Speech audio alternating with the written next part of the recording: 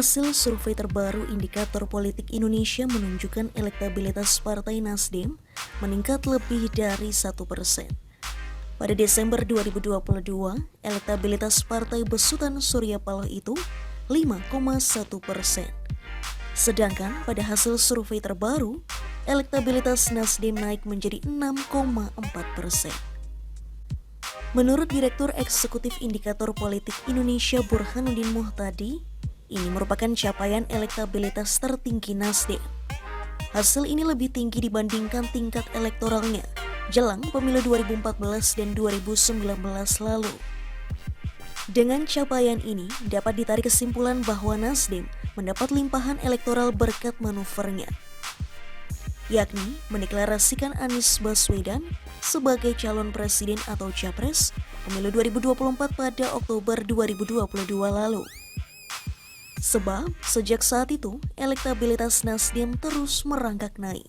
Nah, yang menarik adalah ini trennya, Nasdem mengalami peningkatan yang sangat tajam.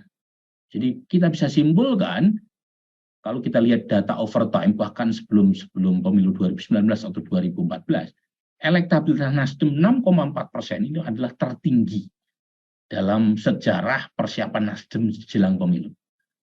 Nah, jadi kita bisa sedikit mengambil kesimpulan, Nasdem sudah mendapatkan insentif positif atas deklarasi Anies sebagai capresnya. Sebaliknya, elektabilitas Anies tidak ikut naik pasca diumumkan sebagai capres Nasdem. Tingkat elektoral mantan Gubernur DKI Jakarta itu justru cenderung turun.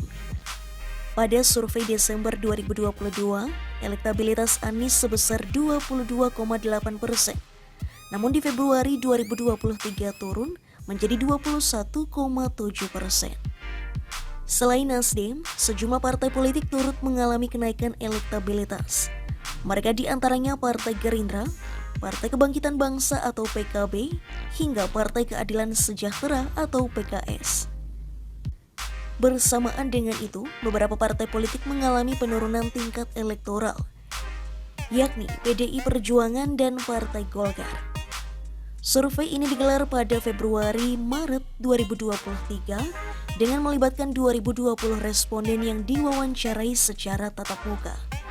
Dalam survei 9 hingga 16 Februari 2023, jumlah sampel sebanyak 1.220 orang dengan jumlah margin of error sekitar 2,9%. Sementara dalam survei periode 8 hingga 12 Maret 2023, ada 800 responden dengan margin of error sebesar 3,5%. Penarikan sampel dalam survei ini dilakukan dengan metode multi-stage random sampling.